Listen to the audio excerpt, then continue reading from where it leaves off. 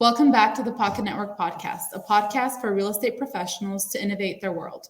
I'm your host, Margarita Petrosian, and each week I sit with industry professionals to talk about industry hot topics, common challenges, and so much more. This week, I have Eric Dillman with me, interior designer. Welcome, Eric. Thank you. Thank you for having me.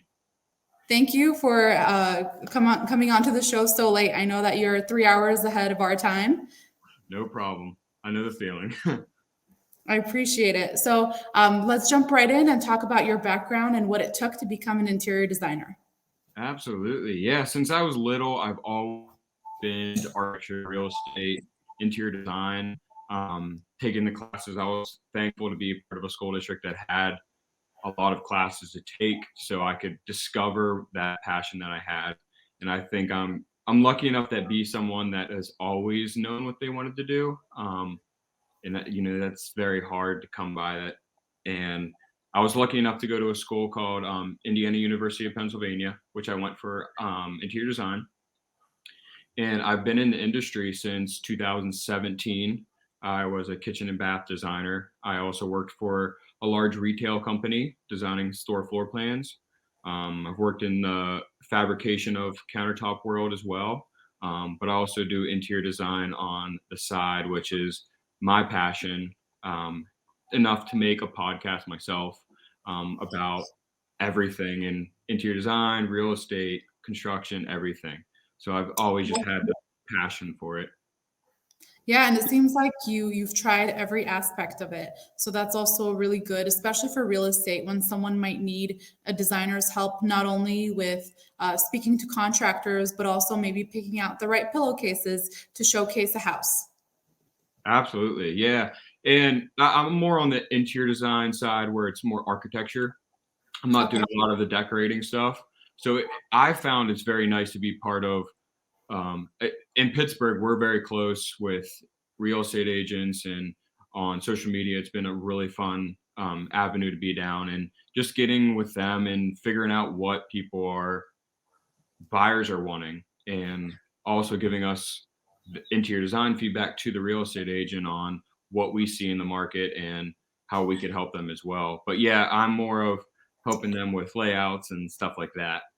Yeah, it makes sense to find your niche and what you really enjoy and what you're really good at. So tell me more about your podcast. You mentioned you have an a design podcast. Yeah, it's called Pro Series with Eric Dillman. You could get it anywhere, Apple, Spotify.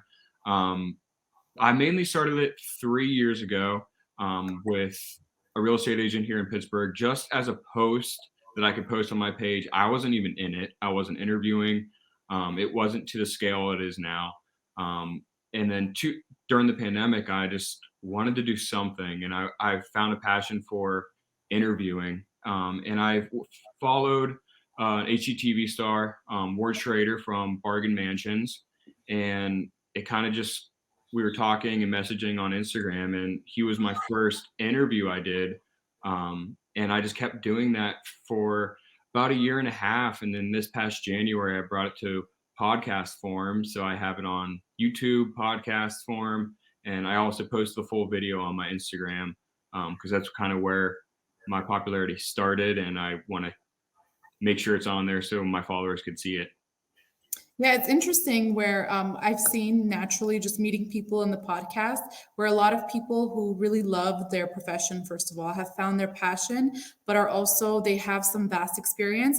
The natural progression of their career is teaching, or in your case, being able to showcase other people's talents through your podcast. Exactly. And I like hearing other inspirational stories on how people got to where they are. I'm interviewing HGTV stars, real estate agents, construction contractors, architects, and also from different countries as well. I've talked to people in London. I just talked to someone in Australia a couple weeks ago that runs an architectural firm. So it's nice to hear their side of it. Sometimes we're stuck in our world when we're here in the US. So it's kind of fun to see the other side of the world and what they do in the same professions that we're doing here in the US. Yeah, it's really different, especially in real estate. There's a reason why you need to get a license for every state that you would like to practice in, because there are enough changes where the profession demands a whole new license just to practice. Oh, yeah. Yeah, and I mean, like I said, I talked to someone in London. He was a real estate agent. His name's Grant Bates. If you don't follow him, you definitely follow him. He does some crazy real estate. His postings of the houses that he's selling, um, and he talked to me in my episode about the importance between the relationship between a real estate agent and an interior designer. Um, and I believe that's so true, and that's the main reason why I keep my podcast going, because I think we need to keep both of those fields together. There's both of those fields touch in so many ways, and I find so many real estate agents going into interior design and interior design going to real estate just because they're so close. And we could help more people knowing both sides. Yeah, I think the two professions are definitely directly proportional because depending on how well your interior designer does, imagery is everything when selling a house. If a Okay. client can imagine their life in each room, then if the interior designer successfully has painted that picture for them, then the real estate agent will be successful in not only getting an offer, but an offer that can be over the value that you expect it to get. Absolutely. It's all about collaboration. I mean, I'm big on collaborating on social media, but in the real world, real estate agents have to collaborate with online stagers. So they're talking to decorators that are doing those virtual layouts, doing the 3D walkthroughs, and also like the ones that they're adding the furniture in an empty house. Yeah. So it helps sell the house. So we all need each other to get paid, because both professions are pretty much all commission. So it's very nice to be able to have that same mindset going in, and knowing that we're helping each other. And that also helps our portfolio and referral bases. Yeah, networking is everything. That's what we believe at the Pocket Network. That's our entire business plan, where we believe there's so much power in networking that Mhm. that's what's going to drive and completely help people innovate their career, no matter where they are in the beginning stages or if they're an industry veteran. Absolutely. And as soon as you figure that out, that's when your career Yeah. skyrockets. Most people, they go into it and they're just like, I want to do this all myself. I don't want anybody's help. And once you swallow your pride on that and have actually invite the help in, you get so much more connections, so many more clients from those connections. So I definitely Yeah. everybody to think about that. Yeah, instead of seeing people as competition, it's so much easier to build a team with those people. So whether you're going to make money off each client together or not, eventually just the referrals from these people, if it's something they can't do, or if they meet someone in your location where I'm in California, you're in Pennsylvania, maybe I'll be able to refer a client through you and just through something simple like networking through this podcast. Hmm. Absolutely. I completely agree. Yeah. So one of the questions I had for you was, we live in a very technological world now. Are Mhm. there any softwares that you rely on or that make your life a lot easier? Ooh, softwares. I mean, I worked with a company called Foyer Neo. They're based here actually in Philly, but they're a rendering program. It's very easy and quick to render a design for a client. But I also use 2020 and Revit and CAD, kind of really everything. Whatever. I mean, they're all so different for all of our per job. So if some customers don't even need a quick rendering, but obviously I need to use the CAD and the Revit for actual floor plans and construction documents. Yeah, that makes sense. It's by different projects, right? Different. Absolutely. Yeah, and I use an app called Canva as well. A lot of real estate agents use it as well, but Yeah, I think it's something when you're trying to market yourself on social media, it is the perfect app for that. It's it the makes life easiest so way. easy. Oh yeah, it makes everything. They already have the templates for you. If you're bad at technology and marketing yourself, it's the most simple app for you. Yeah, yeah, and then with Canva, it's also easier for people like us at the Pocket Network, where we can make our own guides and templates, and easily real estate agents out there can just log on after purchasing our template, just put in their photo, their logo, whatever it is, and be able to use the exact same thing. They don't have to pay someone to replicate it. They don't have to try to replicate it themselves if they don't have the time, the resources, or the knowledge to do it. So I agree with you on Canva. And if any of the other softwares you mentioned work as well as that, it's definitely saving a lot of time. Oh yeah, definitely. And then I think I sent you ahead of time the Augment Texture app to look into it. Did you have a chance to look at I that? I have not been able to. No. Okay, it's fine. We'll talk about that another time. But we had the one of the co-founders of the Augment Texture app on the podcast as well, and I was so fascinated by the capabilities. So I wanted to share that with you as well. I definitely need to look into that. Yeah, I will do that after this call. Okay, perfect. So for your podcast, so other than interior designers, real estate agents, is there Mhm. anyone else in the real estate industry that you have on the podcast? Yeah, so I mean, I try to go real estate agents from all over the country, different states, and then different countries as well, just to get different sides of it. And everybody has a different story on how they got into it. It's very interesting. Real estate, I feel like so many people have had corporate jobs before this or a mom and pop shop or something that made them want to get into real estate. So that's always so interesting to me to like hear that, and hopefully that inspires some other people out there to get into real estate or design or whoever I'm interviewing then. But I do a lot of with HGTV stars. I've done, like I said, Ward Schrader, Carrie Lachlan from Extreme Makeover Home Edition. And I've done a couple other, Shay Holland, which is on Unfinished Business. So I like doing that as well because obviously HGTV is a huge thing. DIY Yeah. now, all those things are so big. So it's nice to hear those stories, inspiring designers, inspiring contractors that want to be on TV one day. It's kind of fun to hear that side of the story and how they got into the business. Um, Yeah, in such a concentrated market, it's very interesting to know if there's anything these people have in common that got the directors or producers' attention. Can you think of something off the top of your head, or is there anything at all in common? well, it seems like most of them just come out of nowhere when they get discovered. It's kind of they are just doing their jobs and it's like word of mouth. Maybe their client knows a producer or their friend knows a producer. And it's just Or really, network? yeah, networking again. It gets you everywhere. Um, Yeah, and it's just like you never know. You always have to be nice to everybody you know because you never know what's going to happen. They could be your yeah. boss, they could be your producer, they might know someone. So it's Yeah, always I never. think a lot of us can say that where we first started off working, we definitely didn't know where we would end up eventually in our career. So Mhm. there's probably so many people in all of our lives that we talked to and we had direct contact with that could possibly help us now, but we didn't recognize that at the moment and we didn't build that relationship. Absolutely.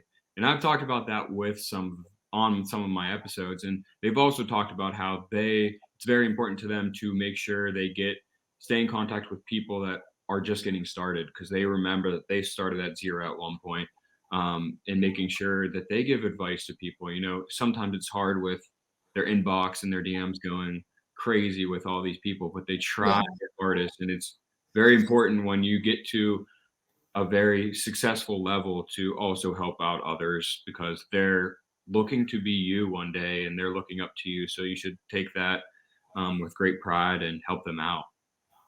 Yeah, and that's one way to look at it. That's the right way to look at it, in my opinion. But then we also see a lot of people trying to hog all this the light, basically. Oh yeah. Oh yeah. Yeah. And I've definitely have had my share of mean messages back to me asking to be on my podcast or, Oh uh, no. other like, I won't get into that, but I Yeah. probably have gotten to a little bit of that as well. But people are mean on social media and emailing. So It's so easy to be mean when you're not face to face with the person. exactly. Yeah. Especially being in the public eye, I just can't believe anybody would wanna do that because your image could be torn very easily. Yeah, exactly. Especially if it's someone that forget about social media. If they rely on television, oof, they Yeah, might not get a gig soon enough. absolutely. Okay, so let's talk about just specifically into real estate, how interior designers can help real estate agents, because I feel like with our targeted audience, that's what they're Mhm. going to be more interested in. So I have some specific and some general questions for you. So I wanted to know, are there any specific color combos or palettes that you have identified that could possibly sell a home better? Yeah, definitely stay neutral. I think trying to take the personality out of the home as much as possible, take the hominess out of it. Not completely, but make tan walls, white walls, whatever. Make it a blank slate so someone else could come in and actually visualize themselves in the home. It's hard Yeah. when you have bright pink walls in a bedroom, so definitely do that. And it also helps out to not have as much furniture in it. Make it as big as possible, and just making sure aesthetically it looks good. Watch shows, look at magazines, figure out what the house should look like and what's appealing to the people nowadays. And that's something I always ask realtors too, like what are buyers looking for? Because I have clients that come to me saying they want to sell in 5 years, and what should I do? What are people looking for in their homes? And that's when I go to real estate agents and ask them, what is everybody looking for? Is it open concept still? So it kind of goes both ways, making sure you reach out both sides. Yeah, money is very important. So if your buyers already know that they're selling, it's very smart of them to plan ahead and let you know so that they can incorporate the changes over the next 5 years instead Yeah, of being faced with upfront fees last second or losing out on some income that they could have made selling the house because no one really wants what they have. absolutely. And that's a question any interior designer talking on or listening to this podcast, that's a question you should ask every single client. How long do you feel like you'll be in this home? Because that will determine how you design the house, how you go about and design, the kitchen or the bathroom, those big ticket items in the home. So you're not hurting them in the long run when they go out and sell the home. Yeah, I was recently watching one of those HGTV shows. I'm horrible with names and I've just barely started watching. So I don't remember the name of the show, but they were looking at this home and they had their bathroom was supposed to look like a cave. And then they had a random in the workout room, they had like an actual, like a pyramid set up. It was supposed to be some sort of temple. I don't know, but it was all made out of concrete. So imagine someone trying to purchase that home. Imagine breaking down all that concrete, how much damage it would do to possibly even the foundation of the home. So, as you say that, I'm just thinking of all these crazy examples of things, people that go a little too far, further than a typical person. Pink walls are nothing compared to that. Oh yeah. I don't know if you follow Zillow's Gone Wild on social media, but it's I don't, I should now. yeah, it's just an account that posts crazy homes listed all over the world, and they're like situations like that. Like the other day, I posted on my story, they decorated their whole entire house as like the Friends TV show set. So they had murals Um, on the wall, everything like that. So they're posting crazy homes like that all the time. with that though, at least with Friends, there's literally millions of people out there that are obsessed with the show. So possibly you could still get away with selling that to a very specific audience. But how many people can you think of that want a pyramid in a random room made out Right. of concrete? And Exactly. then the cave bathroom, honestly, for me, it seemed pretty cool. I don't want it in my house, but it seemed pretty cool. So I can get over that if the entire house, the rest of the house is perfect. Yeah. There's some clients out there that will deter them to go away from that house easily. Yeah. Okay, so another question for you. Since we're talking about money and spending money on everything, so money in isn't always money out. So what would be the most financially efficient renovation that people can make onto their home so that they can eventually make the most money out of it when they resell? Yeah. I mean, I'll go first on what people usually think of. People usually think of, I'll put granite countertops or quartz countertops in my kitchen for resale when their cabinets are crap and they're like original from like the 1950s or something like that that are falling apart. Don't do that. That's going to hurt you in the long run.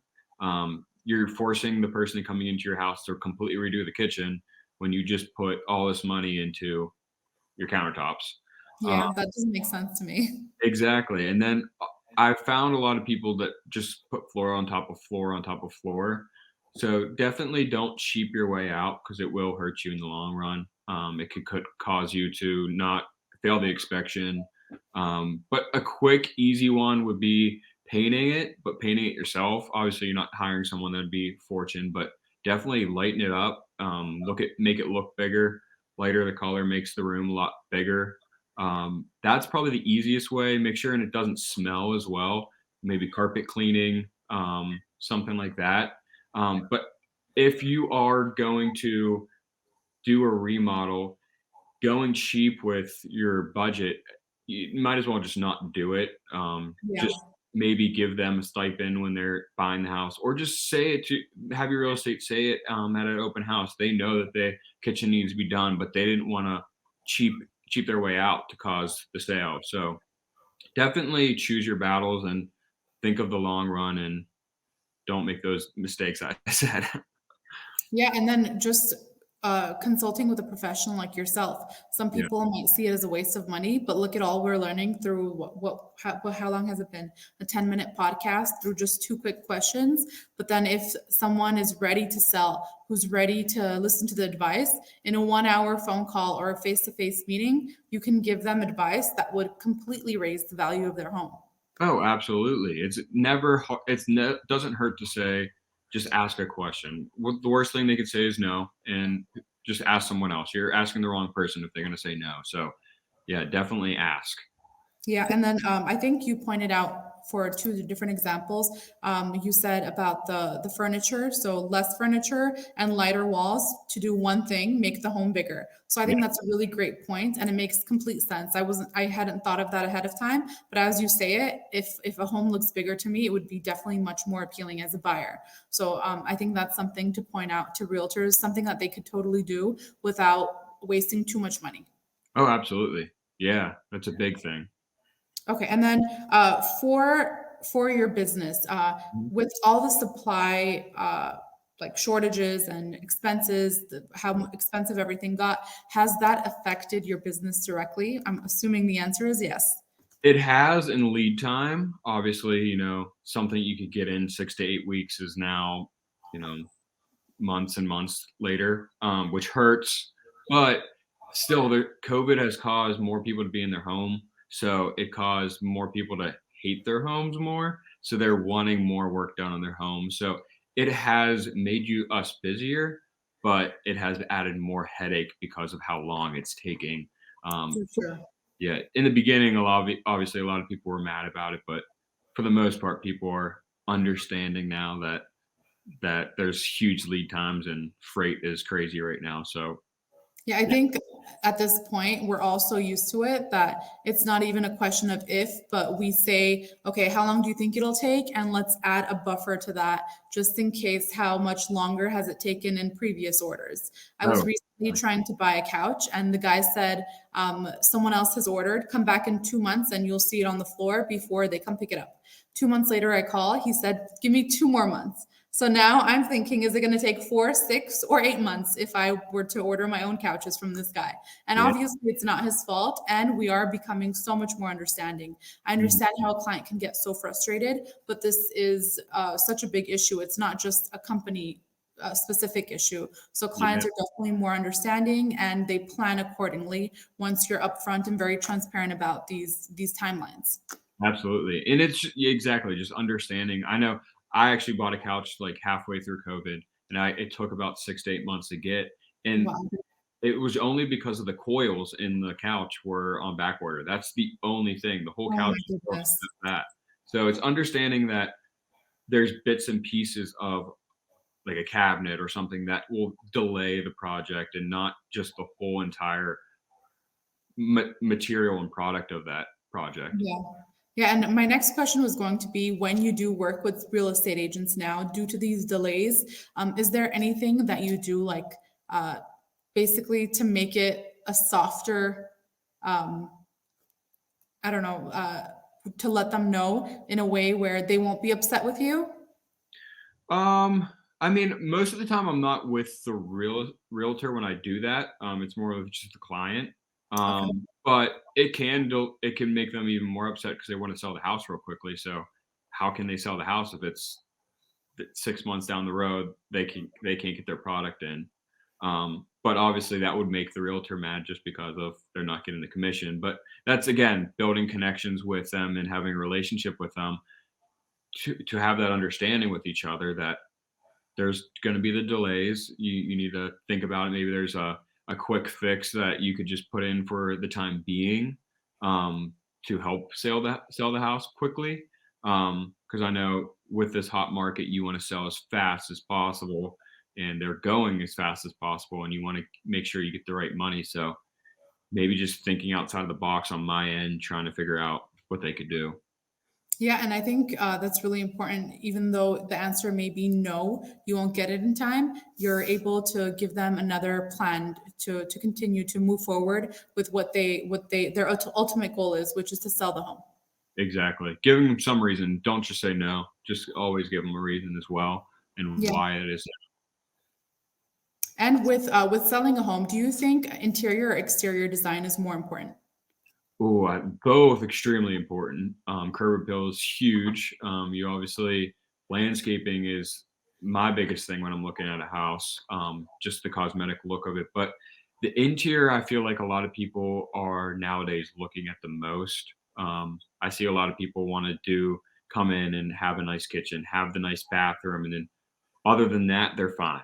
They could live in it. But in my opinion, if I'm looking at a house, it's interior. Um, but I still want to be able to put my little design to it, given my career. But yeah, I mean, they're both extremely important. No, I completely agree with you. Just because it's just like a car.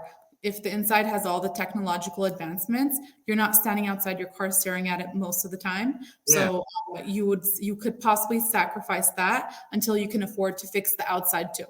exactly. Yeah, you're spending most of the time inside, and you want it to feel like a home. That's the biggest thing. If you walk into a house and it feels like from a horror movie from the 80s, you're not going to want to buy it. So And definitely. imagine just living in a house while there's dust everywhere and people coming in and out. That's also just stressful on its own. I'd rather, if there's going to be dustiness and people coming in and out there, they work on the outside of the home. So that also makes sense. And in today's market, you honestly can't be that picky. So if the inside of the house is nice, I say you go for it, and then you slowly work with a designer to fix the outside however you want it to be. Exactly. I completely agree with that. Okay, and then another question for you personally. So do you like remodeling more or new construction? Oh, remodeling. It New construction's fun, but it's so much the puzzle piecing and like the creative process around remodeling and the challenges of, low bearing walls and stuff is just a lot more fun to me. Um, and listening to my customers asking questions to figure out ways to make their home work for them is more fun. I mean, sometimes it's fun to go on a blank slate, but it's also more money to do that. So it's harder to do the crazy designs that you could do in an existing home that you're remodeling. Yeah, that makes sense. And also, it sounds like you chose the harder way, which also makes sense if you love your job. Yes. Yeah, yeah, it's definitely easier. I mean, they both have their challenges, but it's easier to start from a blank slate when you're designing. Yeah, for sure. And then for your business, again, very specific question. How do you generate most of your business? Is it through Instagram? Is it through a more traditional method of marketing? Yeah, it's all social media based. So mostly Instagram is my biggest part. Yeah, I can't stress enough. If you're a designer, real estate agent, all of our fields are so visual. So make sure you're on Instagram or Facebook as well, because that's a different age group that uses Facebook mostly. But Instagram is so big for our industry, Yeah. and that's Yeah, also and with the algorithms, they're boosting things that look pleasant. So if you're posting beautiful homes, then they're going to boost your business even without you paying for the extra marketing. yeah, yeah, definitely. And a thing I've learned is staying consistent on Instagram. You definitely get lost in the algorithm if you're only posting once a month. So making sure you pencil in time to actually go on Instagram and build the connections so you can get referrals and people reach out to you to get new jobs. So, And for your content, so do you schedule ahead? How do you manage your time with that? oh yeah, so it's all scheduled mostly. But a lot of my podcasts I'm doing like you probably do as well, 4 or 5 episodes I have in my back pocket. So I'm working 2 months ahead of time. just so because life happens, work can get stressful. You need to have this stuff scheduled, and that's the only way I could stay consistent. I tried to do weekly posts by figuring it out the day of, and that just never worked out for me. Um, That's really stressful. And also, just with times, we know that with social media, especially depending on your audience, there are some peak times where more people are online. And if you're busy at that moment, then you just sacrifice some business. Basically, that's what it comes out to. oh, absolutely, yeah, definitely figure out a time that you can get through those peak times because those are huge. You could be I know I've done some social media consulting with some people, and they just go on at night, and that's a hard time because people are usually logged off at that time. They're with their Yeah. families, so you could be burning your wheels, just spinning around, trying to do something that you're not going to get anything out of. So definitely Yeah. know your times. You could be making the best content. You can be targeting the perfect audience, but if you're not posting at the right time, timing could be everything. Oh, exactly, and definitely know your audience as well. I know once you become a creator account on Instagram, you get that content. Like you know how much by gender and by area and by time. So making sure you know that and knowing your followers is gonna allow you to get more success in the social media and also get more jobs. Yeah, and that's a really good point that you made because Instagram, they obviously want you to be on. They want you to be posting and getting as much engagement as possible because that benefits them too. So they really do have a lot of tools built in that help you with your business. So even before becoming a creator, if you just make your account into a business account, all of a sudden you have so much more insight to tools, to the ads, to it also gives you some information on activity on your followers when they're posting, when they're on, when they're liking. It also tells you what else week by week how well you are doing. So if you do want to measure how successful something is, you can totally 1 week try out one strategy, second week try out something else, and then look at the results on the insights. So Instagram really, really, truly is amazing. And as just a social network, I say that with quotations because it's so much more, but they give you so much. And you don't even pay for it. Oh, People exactly. pay for this information. It's free marketing. So like why not do it? And it's Yeah. free to work. So I mean, you could obviously hire someone to do it, but in the beginning, you don't have any money to do that. It's easy free marketing. And something I stress a lot is knowing like if you're not getting a lot of likes or a lot of followers or anything, don't give up. Staying consistent is big. I know sometimes I'll post and I don't get that many likes, but I look at my insights and my stats on the post and it shows me how many people have seen it, and that's enough for me. Like I don't care about the likes. If I reach that many people and they actually physically saw my post, that's enough for me. Yeah, and with that being said, there's a lot of people that honestly, it's weird. I say this from personally, I sometimes forget to like stuff. I look at it, I enjoy it, I'll share it with people, or I'll at that moment walk over to someone and show them, Yeah. and I forget. So now that we have our business Instagram and we're managing it ourselves, now I'm more purposeful. I'm like, oh my God, I like this content. So I will physically like it and sometimes even comment just to show these people that what you're doing, first of all, it's coming to the right audience, but also you're doing really good. And I want to see more of that specific content. Yeah, and it makes someone's day if you're liking their post or commenting on them, especially when they're starting out because they could feel I mean, we've all felt defeated at some point in our career, so you never know what they're going through behind the screen, and that could just make someone's day, and that could be a producer one day or some whatever, whoever Yeah. that's gonna be boss, so it's nice to make sure you're also helping out others with that. And like they say, practice makes perfect. So even if you're not doing well, even if not too many people are seeing it, continue, adjust based on what your research or look at what other people are doing in the industry. And then soon you will be so good at it. And like Eric just said, people will start to notice. One day a producer will notice your content. Maybe if they look at it today, they won't be very impressed. But if you continue doing what you're doing Mhm. and keep adjusting, most important, changing if it doesn't work, Mhm. then one day you might have your own podcast and call people like Eric.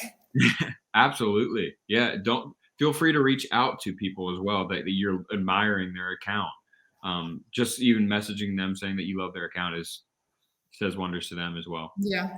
Yeah, I don't know if you've seen that. It's become a meme on Instagram. I don't know if you can call it a meme if it's a video, but it says small businesses, when anyone purchases anything from them or messages them, and then there's these girls that they quickly hide under the register. They do a little dance, give each other a high five, and that Yeah, is completely true.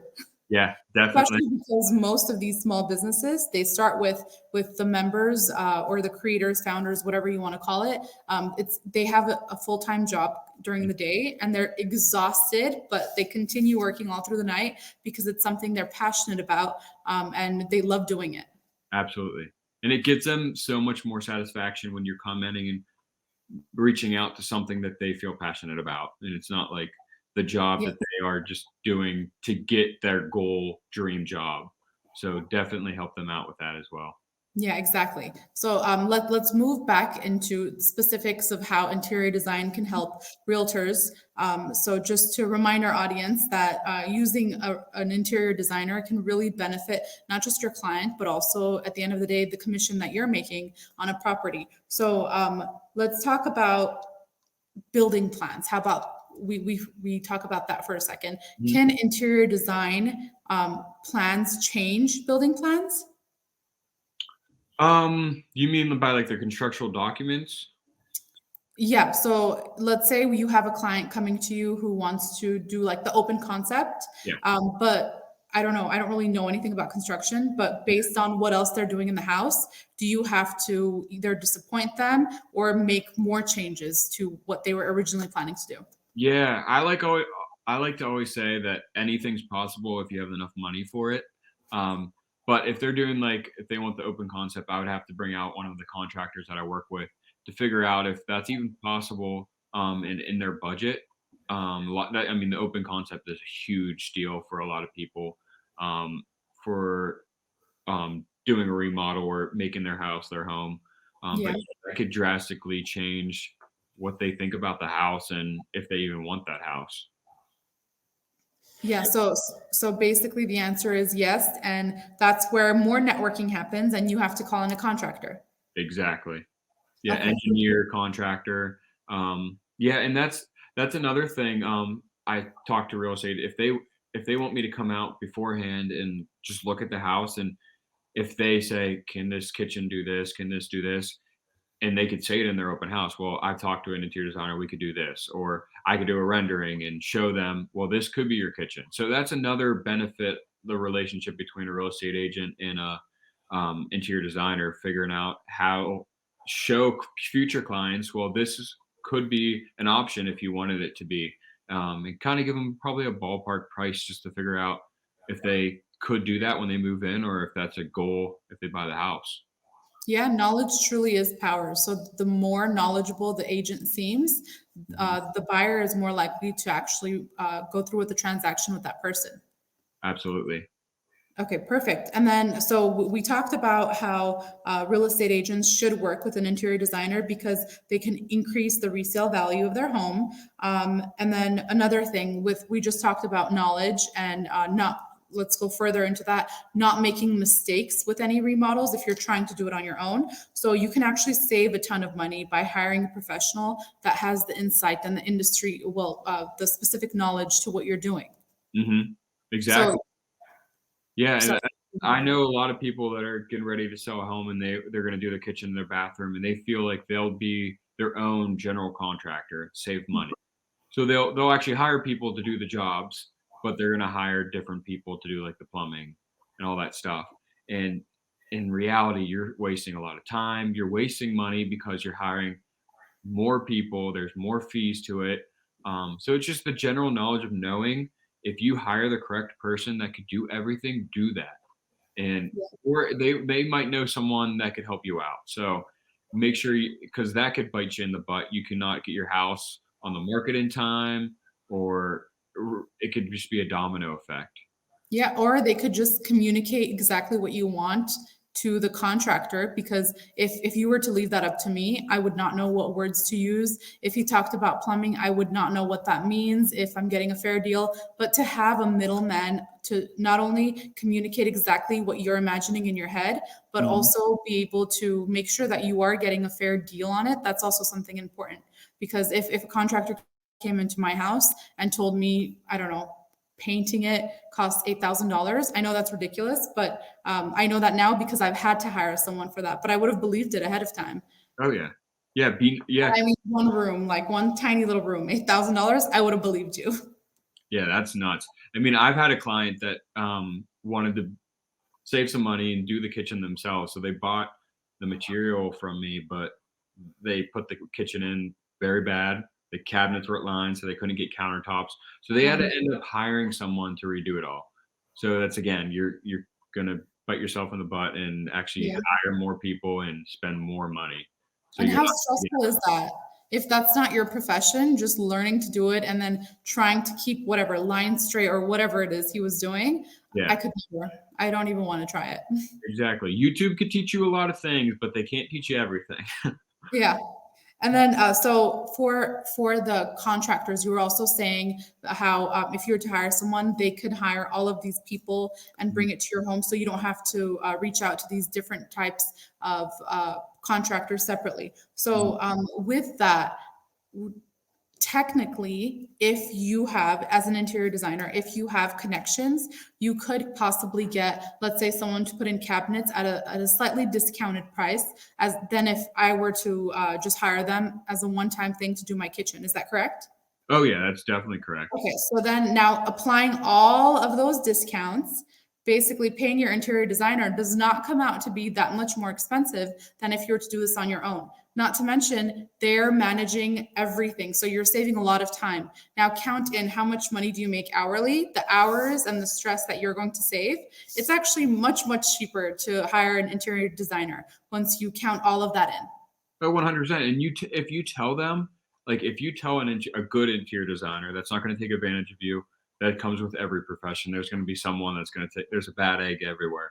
But if you tell them your budget, they're going to figure out what that you could do and do even more in it. I've had so many clients come to me do kitchens that only have a certain amount of money, and they get so much more than they actually thought because there is so many more discounts that designers know about that aren't publicly information for a regular homeowner. So that's another way to save money is getting that information from a designer and having them do it for you.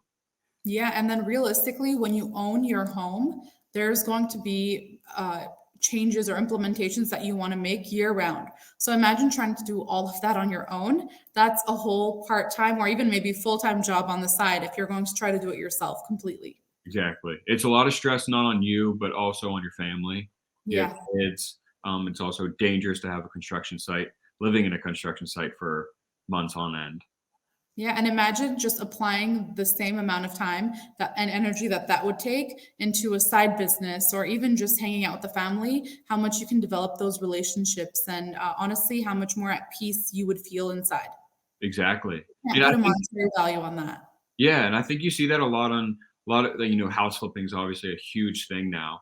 And you see that a lot when people just want to do everything themselves.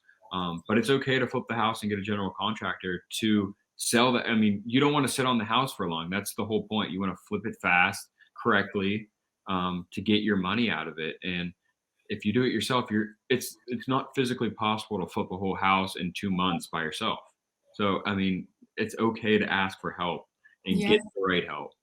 And to get the look that you're actually imagining is to get Yes, beautiful results. And then beautiful is basically what sells in the real estate industry. Let's be completely honest. exactly. And a lot of people don't know what that they have a vision in their head, but they can't explain it. They can't pick stuff out to get that vision, and that's what a designer is there for, to ask the good questions. If a designer's not asking you questions, you should fire them because they're not doing their job. It should feel like an interview, to figure out what you truly want, and have them not design. They're designing for you and not for their portfolio.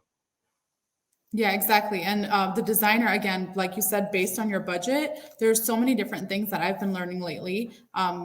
obviously I learned on Instagram, so I don't know how reliable it is, but I've heard that with the marble counters in the kitchen, you don't necessarily have to get like real stone. You can do something cheaper, like I think they said resin or something. That's something that your designer can tell you, and your designer would be able to tell you how long that'll last. So then you can weigh the benefits. Maybe I can take out a small loan or whatever it is to do the real stone, and then I don't have to change it for X amount of years. Exactly. Yeah. Yeah. And that's a good point because everybody wants that marble look and they automatically want to go buy marble. When marble is actually horrible for a kitchen because how porous and brittle it is. So a lot of people get the quartz. And what you're saying with the resin is the resin's in the quartz. So the marble lookalikes is the way you want to go because you don't want to be worrying about if you chip the countertop from dropping your phone on the countertop. You don't want to do that. So knowing that information from a designer is key. Yeah, I completely agree. So I hope with this podcast we've proven to the listeners, anyone that's new in the industry that was kind of debating whether or not they should go with a designer, I hope we've proven that, you know, these people they would completely benefit from hiring an interior designer. And then hopefully once I also get a little more experience speaking to all these realtors. When I have more specific questions that our audience wants to hear from you, we can have you back on the podcast and we can get talking more because I think we already have so much interesting information just in this, what was it, 1 hour? Close to it. Yeah. Yeah, Yeah. perfect. Thank you so much. No problem. Ask. Yeah. I'll come on whenever. I mean, that's always a fun thing to talk about. And I like teaching people about my profession. Yeah, and everything you said, I could completely understand. And I'm not a realtor or a contractor or whatever else in the industry. So it was great. Clients would be able to see if someone is listening that would want to hire you, exactly how easy it is to work with an interior designer. You don't have to really know much. You just can show them a photo of what you like. Exactly. Okay, perfect. And then for Eric's social media, for everyone watching at home, we will link all his social media down below and a link to his podcast so that you're able to also listen to what he's been doing, what he's been working on. Thank you so much, Eric, for joining us. And for everyone at home, just as we always say, change begins at home. So whether that's change in remodeling your home or changing your business plan, start today.